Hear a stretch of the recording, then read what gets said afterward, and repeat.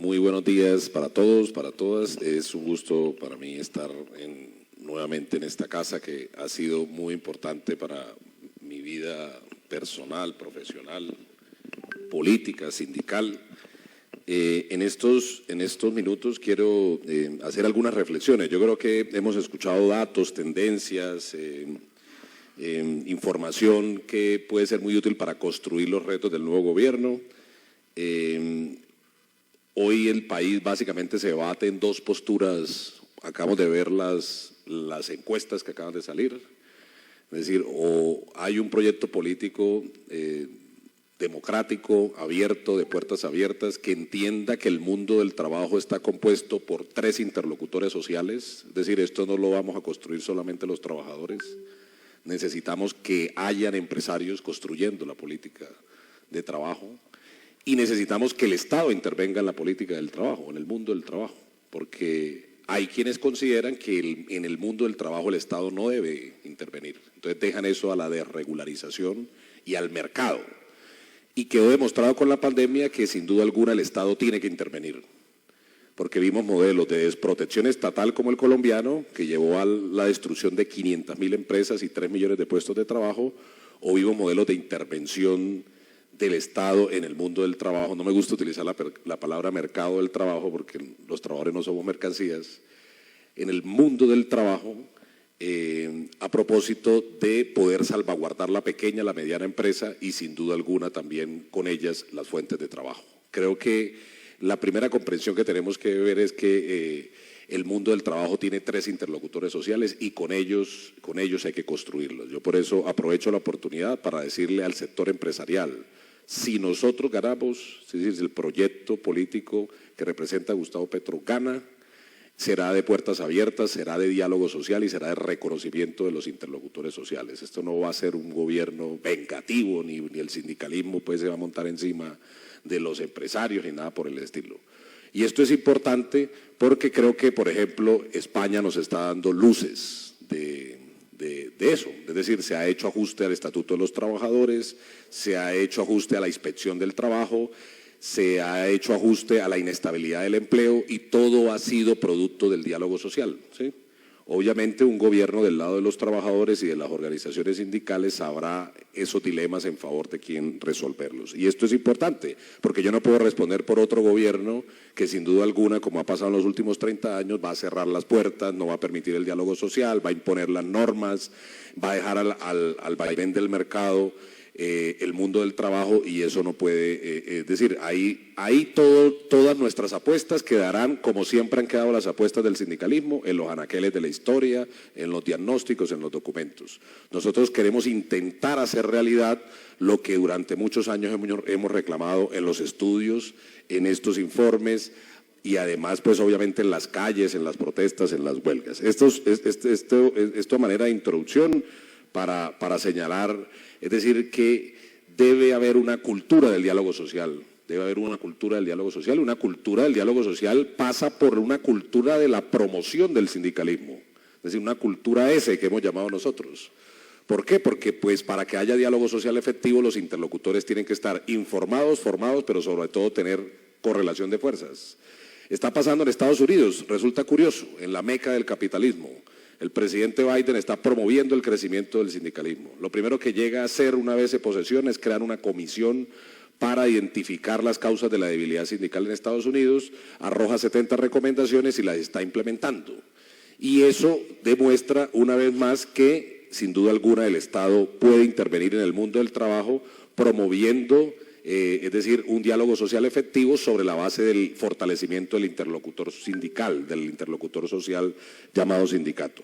Con ese preámbulo quiero mencionar algunos temas que hemos estado construyendo históricamente, insisto, con las centrales sindicales, con los sindicatos, con los trabajadores, con las trabajadoras, con la academia, que sin duda alguna es importante. Insisto, está ausente el empresariado, porque el empresariado está convencido, ellos se reúnen allá con FICO, se reúnen allá con sus sectores, con sus gremios, lanzan propuestas, le meten dinero a las campañas, hacen que los candidatos se comprometan con esas agendas y ellos nunca hablan de dialogar con los trabajadores y las organizaciones sindicales. Nosotros estamos diciendo, hablemos con los empresarios, Hablemos con los empresarios, insisto, porque con ellos tenemos que construir cuál será nuestra política para combatir este fenómeno de desempleo y de informalidad que sin duda alguna tienen que ver con los dos principales problemas que afronta este país: la pobreza, la miseria y la inseguridad. Tienen que ver con el trabajo. Hay algunos que consideran que no, pero para salir de la pobreza se necesita trabajo. La gente está pidiendo, si usted mira en todas las encuestas, todos los estudios, la gente, el principal problema que ve para el país es empleo y trabajo. Porque tenemos, a diferencia de lo que dicen algunos sectores conservadores, que nosotros queremos todo regalado, no, nosotros queremos trabajo.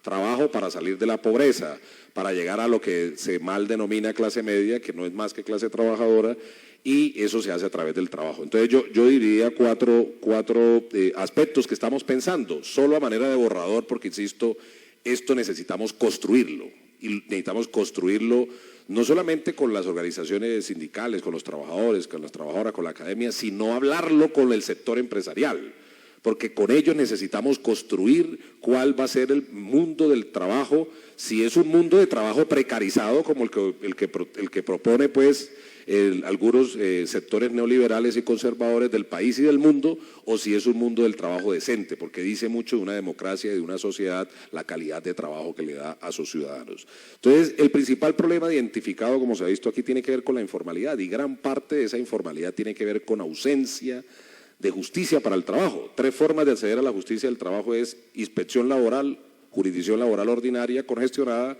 y la justicia constitucional. Yo creo que hay que recuperar el Ministerio del Trabajo para los trabajadores y para las trabajadoras.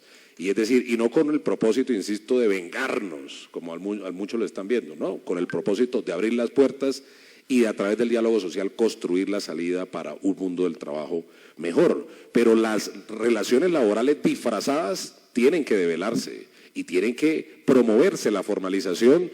No vamos a perseguir a las empresas para que formalicen el trabajo, tenemos que hacer una cultura de formalización laboral. Cerca de 2 millones de trabajadores están en condiciones laborales disfrazadas. Lo ha develado la reciente línea jurisprudencial de la Corte Suprema de Justicia: empresas de servicios temporales, contratos sindicales, la mayoría de ellos, el 95% en el sector de la salud, falsos contratistas independientes, simples intermediarios, y las normas ya están. Ahí no requerimos ni siquiera nuevas normas, ahí necesitamos justicia para el trabajo.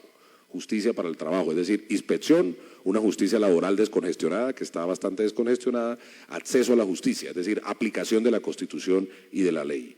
Cuando hablamos de informalidad también tenemos que hablar de informalidad empresarial, y eso requiere también tocar otras aristas del gobierno, de nuestro próximo gobierno. Tenemos que hablar de los sistemas tributarios, tenemos que hablar del modelo económico, porque necesitamos proteger, incentivar la pequeña y la mediana empresa que generan cerca del 87% del empleo en este país. Mucha informalidad empresarial se traslada a la informalidad laboral. Entonces tenemos que ir a la formalización empresarial para que también haya formalidad laboral. En lo que tiene que ver con el trabajo, yo creo que, es decir, 4 años nosotros hemos hablado de ir a lo concreto.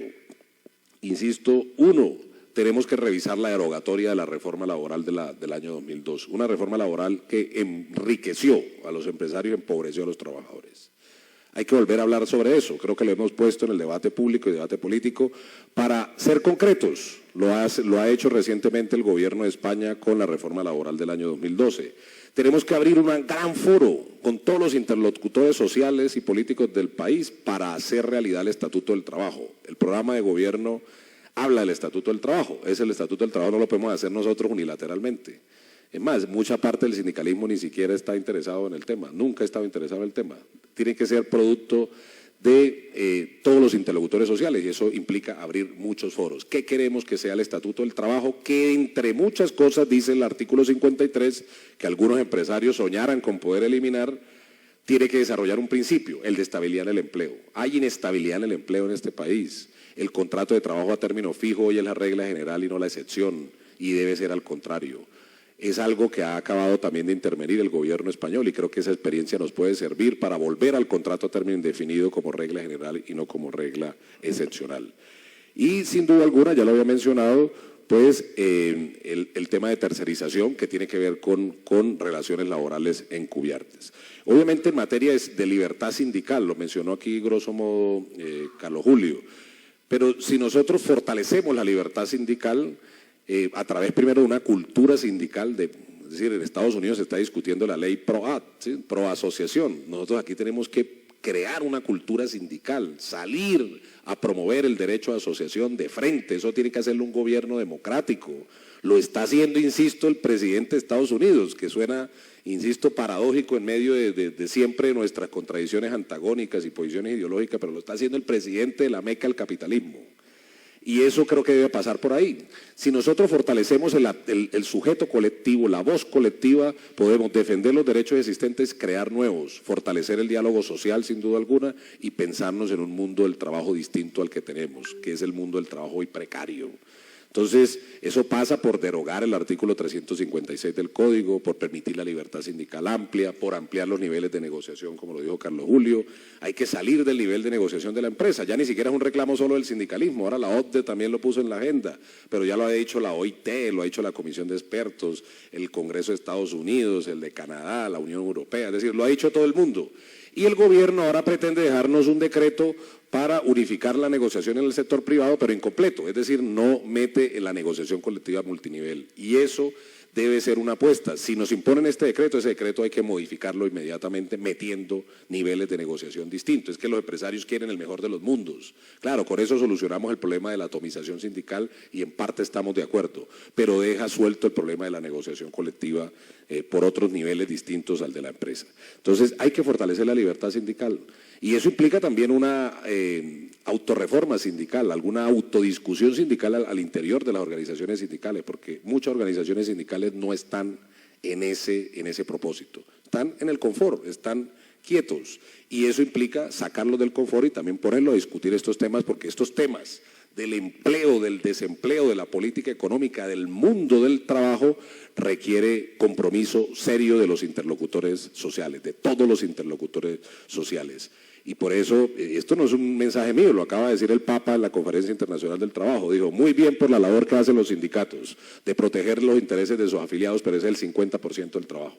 El otro 50% del trabajo es pensar en esto, en cómo cambiamos esto, cómo mejoramos la vida de la gente que ni siquiera tiene acceso a la democracia. Hoy el 50% de la población colombiana pasa hambre. Hoy 500.000 de nuestros niños tienen desnutrición crónica y el sindicalismo, el actor social sindicalismo, que siempre ha sido protagonista en la historia de la humanidad, tiene que estar ahí, también intentando cambiar esa agenda. Y cierro, todos estos problemas tienen que abordarse de forma transversal, con enfoque diferencial hacia dos poblaciones, mujeres y jóvenes, que son las que sufren más toda esta discriminación en el mundo del trabajo, incluso la violencia.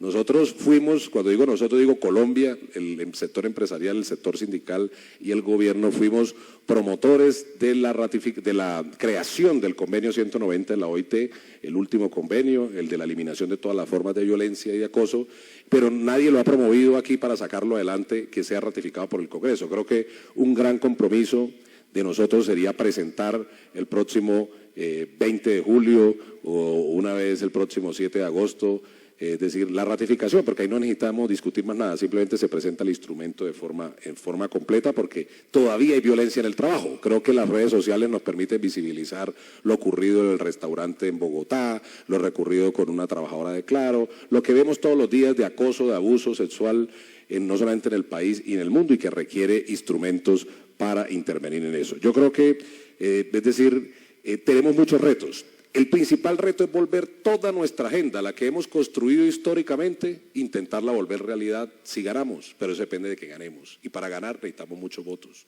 necesitamos salir a hacer la campaña y necesitamos hacer insisto, yo no puedo responder si gana el otro gobierno, estoy respondiendo si gana este gobierno, que sin duda alguna he acompañado, porque creo que para que haya sindicatos, para que haya libertad sindical, hay necesidad de tener gobiernos democráticos. En la historia se ha demostrado que lo primero que hacen los gobiernos conservadores y de derecha es destruir el sindicalismo. Ya vemos que de frente los sectores de derecha de este país han dicho hay que acabar a FECODE, hay que reducir el sindicalismo, todos son malos, y siguen haciendo ver al sindicalismo como un elemento sospechoso al que hay que cerrarle los espacios. Y le aplican el derecho laboral del enemigo, le aplican incluso la teoría del enemigo interno, una doctrina militar, y nosotros creemos que necesitamos un espacio democrático para teniendo libertad sindical, poder seguir planteando estos temas de la mejor manera en una agenda política y pública, poniendo en la centralidad de la discusión el trabajo, porque el trabajo, sin duda alguna, dignifica al hombre, dignifica a la mujer y nos permite salir de la pobreza y la desigualdad. Muchas gracias.